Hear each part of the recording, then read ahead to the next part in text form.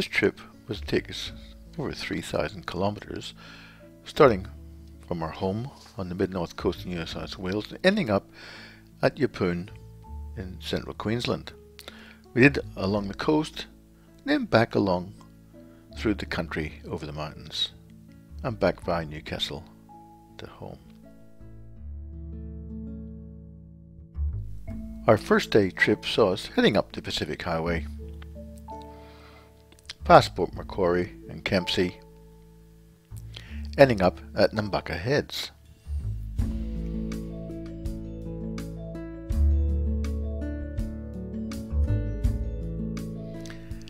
We stayed at the Riverside Caravan Park, which is a great location, with a caravan looking out over the river.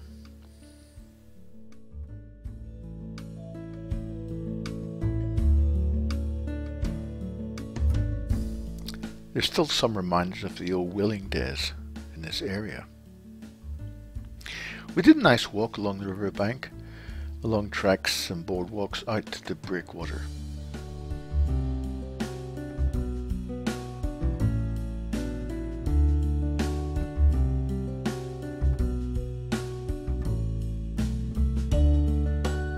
From the breakwater, you can look back at where we've just come from. What it also makes you realize is how tight this area was for the trading ships to come in.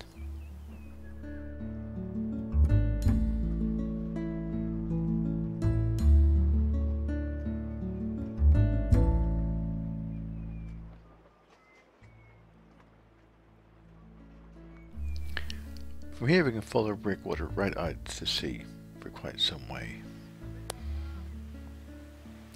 It's about a 6-kilometre walk back. The next day saw us head up, again heading north through Coffs Harbour and up to Grafton.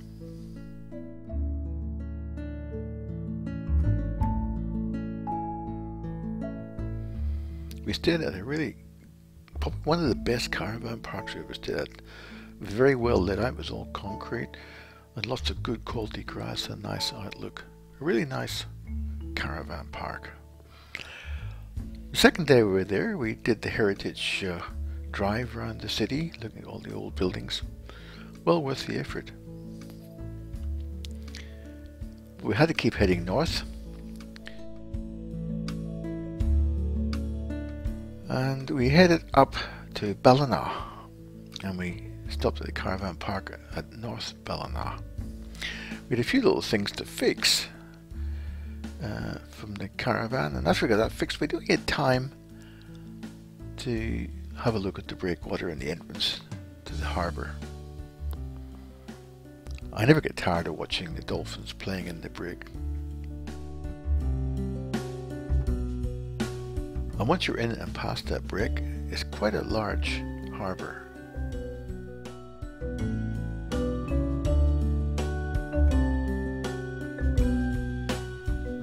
From here we continued north, getting back onto the Pacific Highway, and we stopped at Brunswick Heads for morning tea before heading on north and up through Tweed Heads and up onto the Gold Coast. Brunswick Heads was a very nice place to have coffee as we sat and looked out over the very smooth water.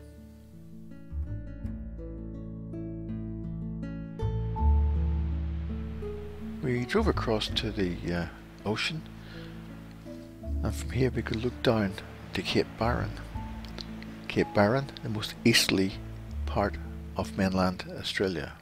And there were lots of whales passing by.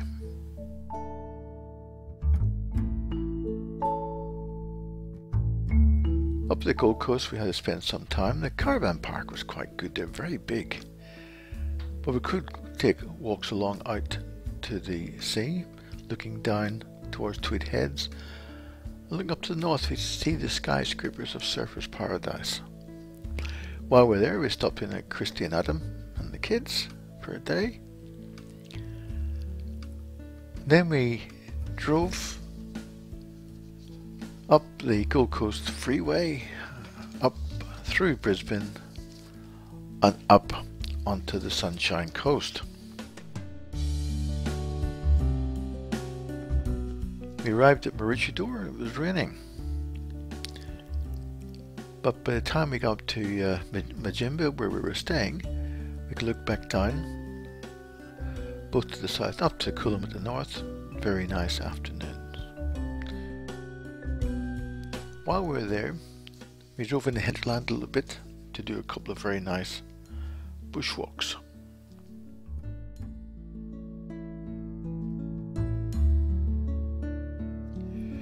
From up the hills, we could look right back. This walk, that's Mapleton, allowed you to have a look at the Mapleton Falls, then a little loop track around, quite a short walk. We actually want to do some other walks, but we couldn't get parked for some reason. So we just were happy with this walk through the boardwalk, up the steps. There were some great trees on this walk.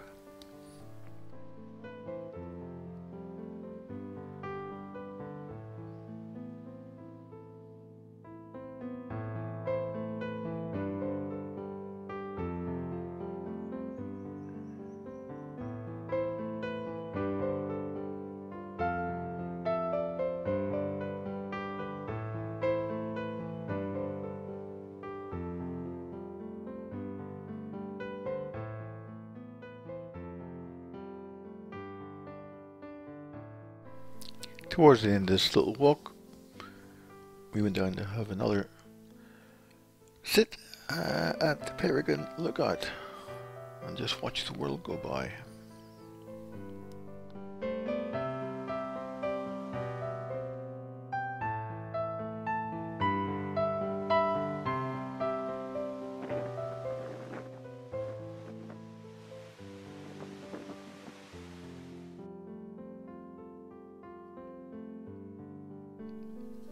After visiting Harley and Wanda, we drove up back along what is now the Bruce Highway, up through Maryborough, then up to Harvey Bay.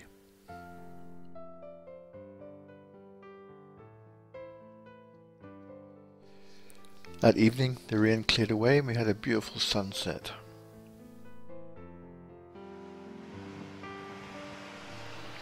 We went down to Maryborough, did the walk around the town, which showed you all the old splendid buildings. It certainly looks like it was a very prosperous time around the late 1800s.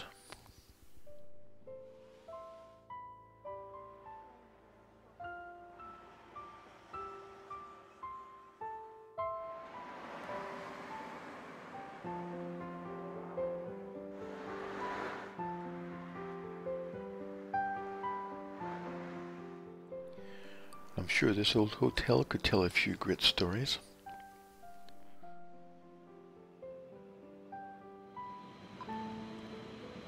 There's a statue of Mary Poppins, and of course the writer of Mary Poppins was born in Maryborough. And Mary, from Mary Poppins, is for Maryborough. We continued down through the park to the wharfs. Was the new wharf, which is used by all the yachties. And also the old wharf just behind the caravans there. There's a cafe, we had a great lunch. Then we went to look at the customs and bond store. This has been nicely done as a museum.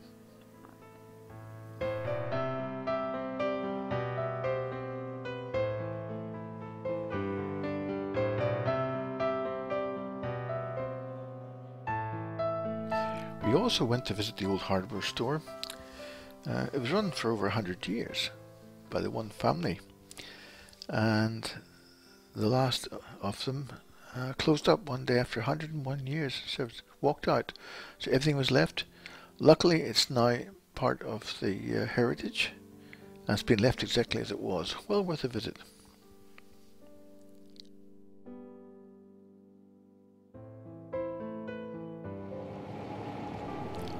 While we're there, we took a quick drive down to the mouth of the Moree River and we watched the boat bringing the four-wheel drives back from Fraser Island.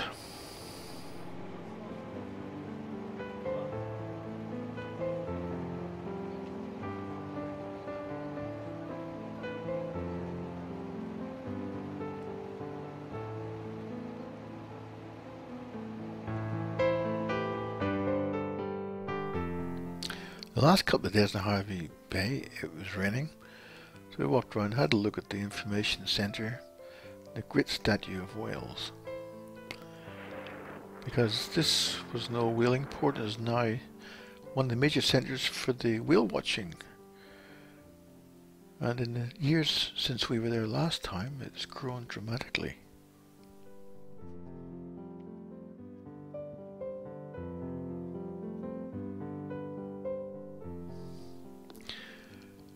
As we discover, most of the towns all had botanical gardens. They're all beautifully laid out.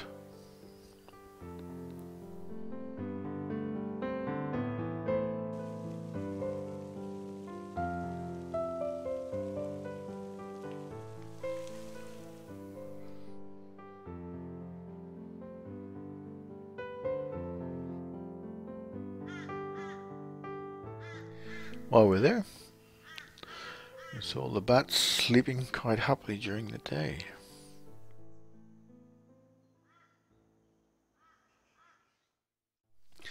Even had a Japanese garden there, which is very nice.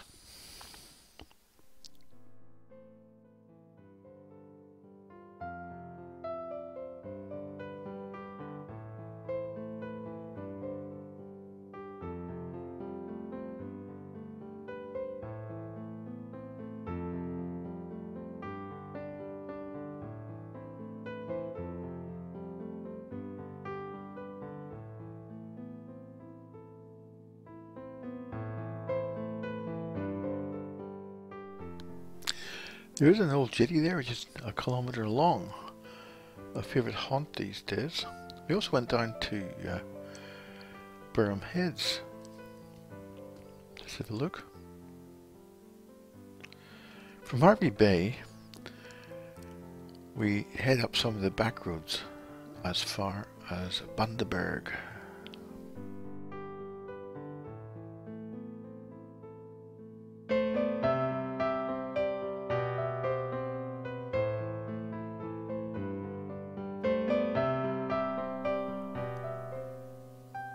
The caravan park we were staying at was the riverside they won't get into. Now this one was badly flooded a number of years ago, but not far from there is a bridge across the river which allows to walk from the caravan park into the city centre. And from the middle, nice view down the river. And at evening time, it was quite a pleasant view.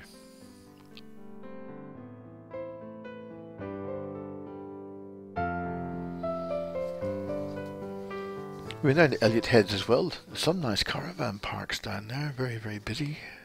And the sands are very pleasant there as well.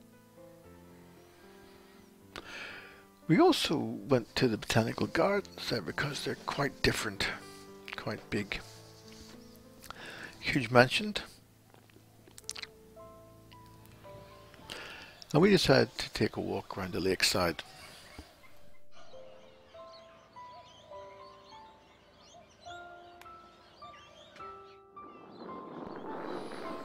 Quite a big lake. There were all sorts of birds.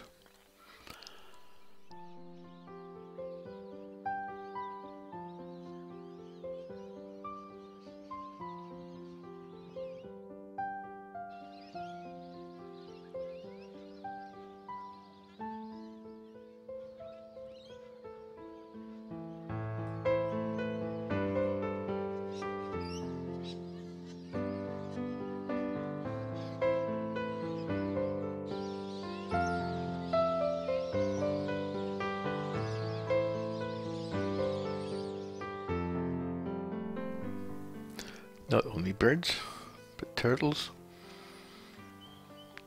who seem to be expecting something to eat.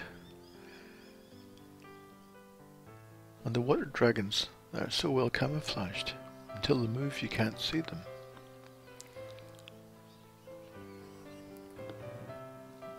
There's also a little steam railway runs there every Sunday, and the museum just behind there, which is quite good. We went through that. But we came here to go to the Hengler. Now Bert Hengler was a great pilot. One of the early pilots. I had to have the ubiquitous photograph taken next to his aircraft. In those botanical gardens there was also an Asian garden.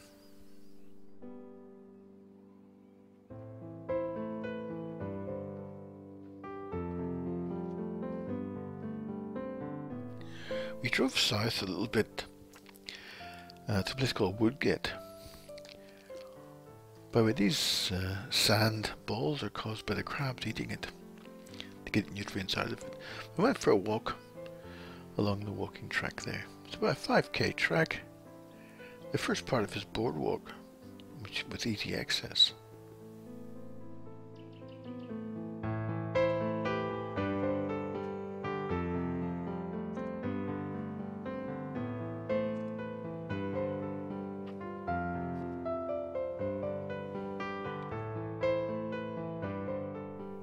We had to move on after about a week at Bundaberg.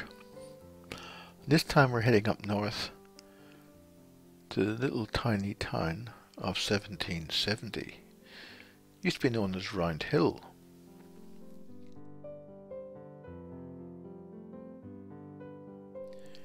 It has a superb anchorage for the cruising yachts heading up the coast.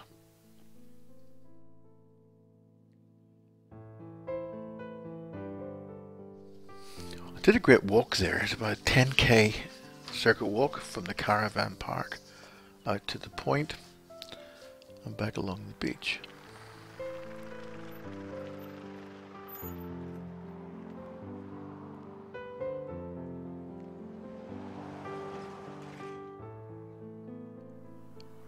As we head into town, we passed the Lark's base at the marina.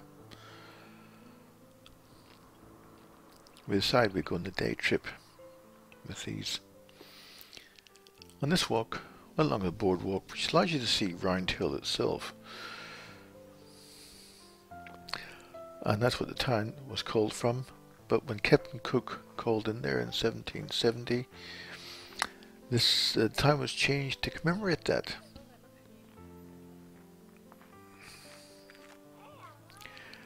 There's a nice little track taking you through the bush here. And it goes through some very nice little gullies.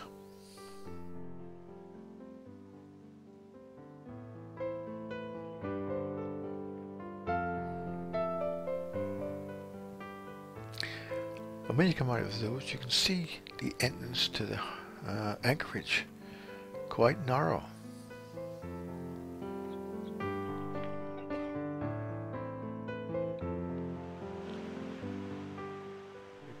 Followed the track up to the top of the lookout. There's two lookouts.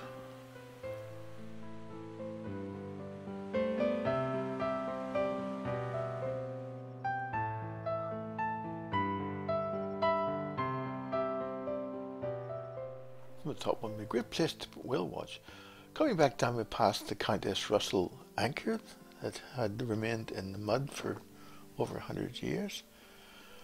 And then we followed this track along top of the cliffs, and eventually we'll come down onto the beach, and 2 kilometers later we can turn off the beach and head up the 1 kilometer to the caravan park.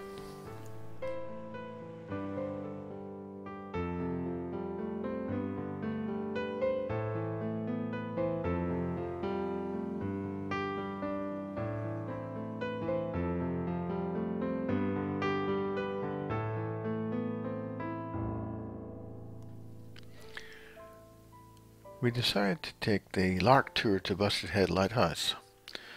Now Lark stands for Lighter Amphibious Resupply and Cargo, and it's a duck. That is a car, boat, 4-wheel drive that weighs 5 tons. Its tires over 6 foot diameter, and a prop for use when she's floating. It can carry up to 32 people.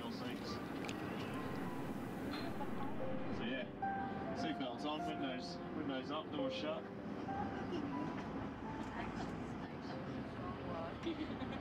Let's hope the bungs are in. Nice to see the bungs were in.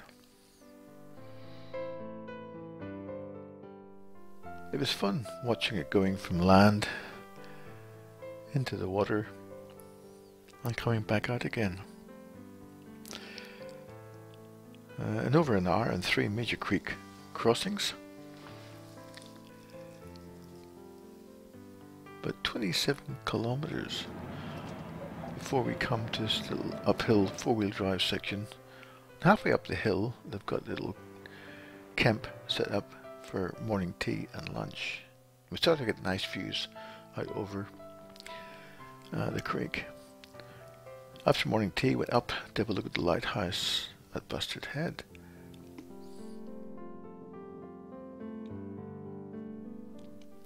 This is built in England and shipped out here as a knockdown form and rebuilt here. Classic lighthouse.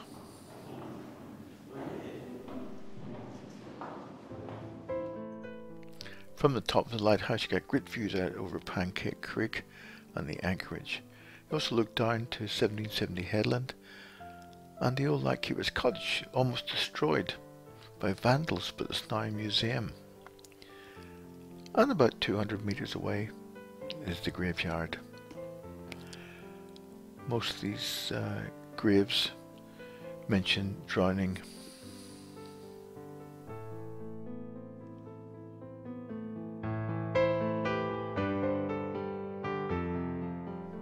We also did some sand surfing. Great fun. Thankfully, there's no video of my wipeout.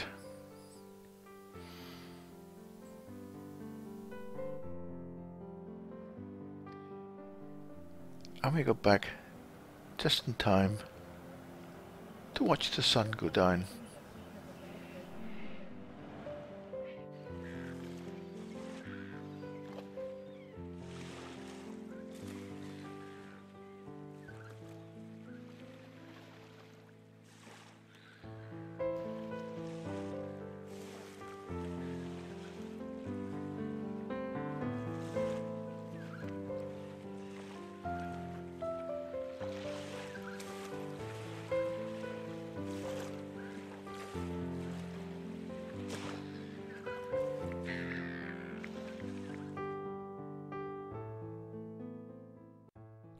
From 1770, we had one of the biggest drives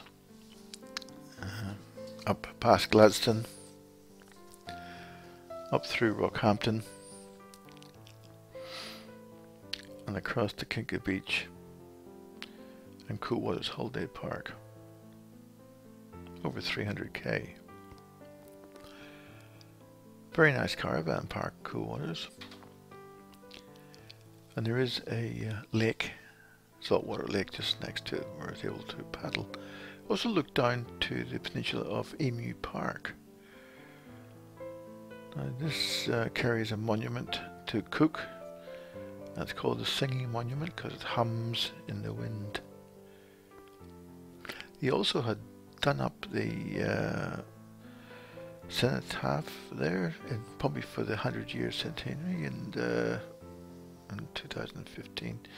We grabbed some coffee, sat down on the grass, watched the world go by. One day we went into Rockhampton, went to the information centre, and this little monument here is on the Tropic of Capricorn. 23.5 degrees south.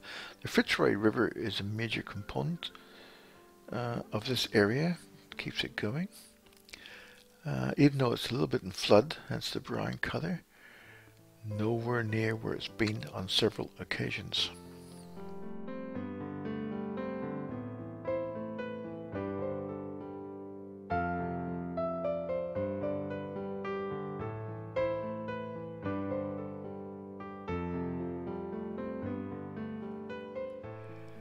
We were quite interested that the Fitzroy Basin Association actually had a visitor centre, give you lots of information, because the catchment for the Fitzroy Rivers is bigger than many countries.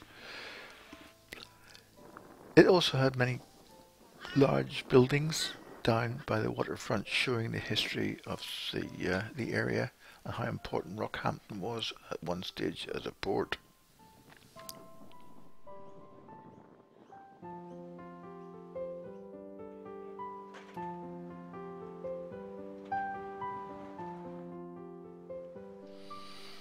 courthouse, always spectacular. We went into the botanical gardens there for lunch, had a good walk around, it was quite fun.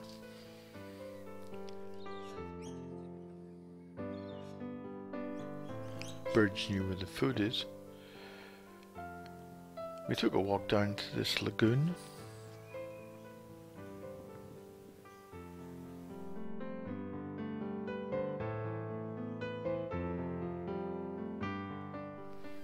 Again, there's plenty of wildlife to make it interesting. Turtle still looking for food.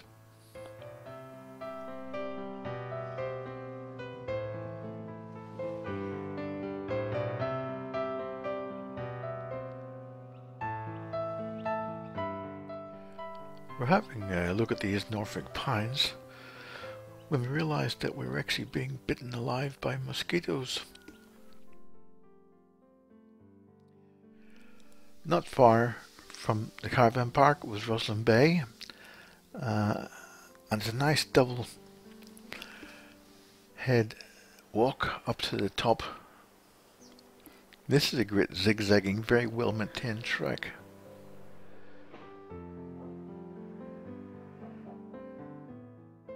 I walk out to a little lookout, large lookout over the Keppel Islands, North Keppel. There's Great Keppel and the other Keppels in the group.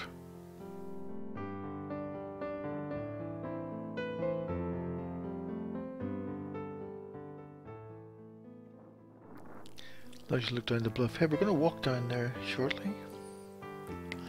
Up here at the lookout also there's a collapsed volcano core.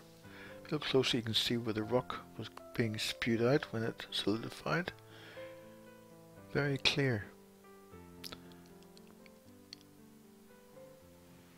I don't know why it's collapsed, but there we go.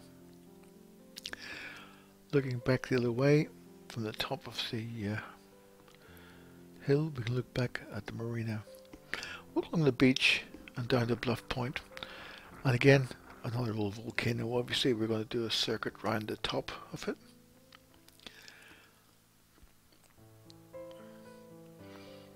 These are great little climbs, but well-maintained paths.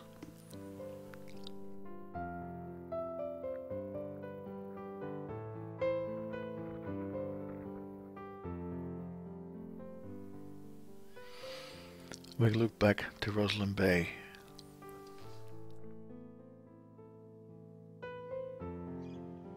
We decided to go out and spend some time at Great Keppel Island.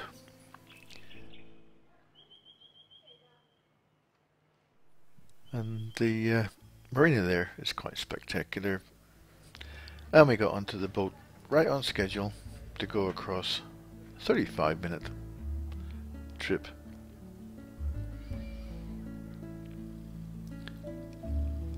And the cat just pushes herself onto the beach, lowers the ramp,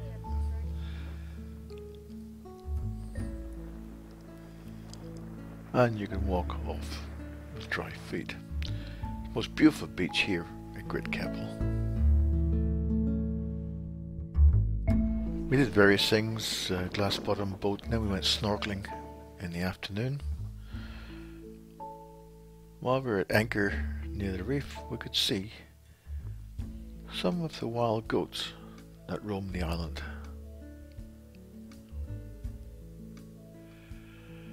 We also wanted to do a good walk, so from the Hideaway Cafe resort, we walked along some of these tracks. Some of them got quite steep. It goes over the top of one of the hills on the island, and from there heads down onto Long Beach.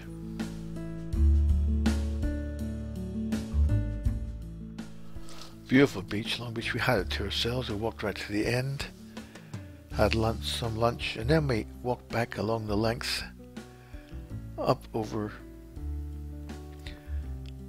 the sand dunes and down into Monkey Beach.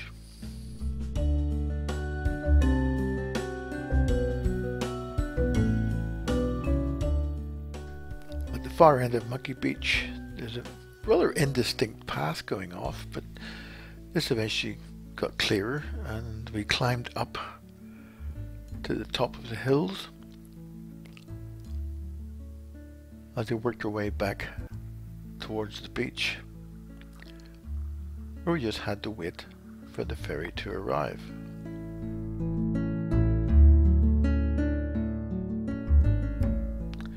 This was now the time to start our return to the south, and the first day was heading down through Rocky to Mount Morgan. Now Mount Morgan is an old mining town where the mine closed down, and they've been trying to get tourists to come there to keep the money coming in. We decided to help them by joining the tour. It starts from the old railway station, that's now a museum, and we go across to the mine. This mine was in the 1960s was one of the largest open cut and underground mines. Today the open cut is flooded.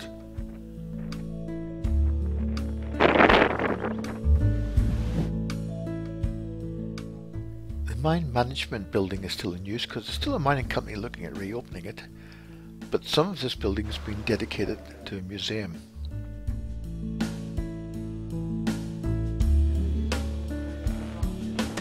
In this area they actually had their own foundry. This museum area many years ago was a very busy office. Some of the old equipment. This is where you had all the tradesmen. Had a huge foundry, so that's blacksmith, pat makers, moulders, roll on to maintenance, even overhead gantry. This is a more modern building. This is 1950. This one is storeroom, and these were steel racks where the concrete stumps are. So that's after World War II. Contains 750 odd thousand bricks. It's still recognised as the tallest freestanding brick chimney in Oz. So it's all brick. And this is the head frame in front of us. This is the one that took the men underground, the one that took the ore out. It's long gone. So you've got a drilling rig, you've got an old brick kiln, you've got an electric loco, you've got a steam face shovel. This slag heap, when it rains, still runs off uric acid into the creeks. From here it was basically heading south. We end up going to a place called Theodore for the night. This is a nice little town.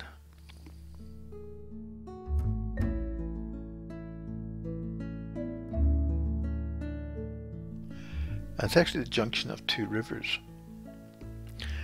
We stayed at the showgrounds, got a nice park site, but we weren't alone. A lot of people starting to head south after the winter.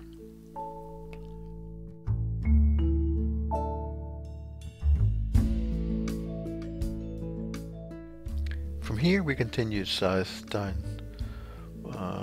through a few towns, and we stopped at a place just south of Gundiwindi called Caligula Lagoon. Beautiful place for night, one of the few free camping places we used. From here the weather deteriorates, was straight through Gundiwindi, down through Moree to Coonabarabran, then across to Newcastle and back home. A fantastic 3-month trip.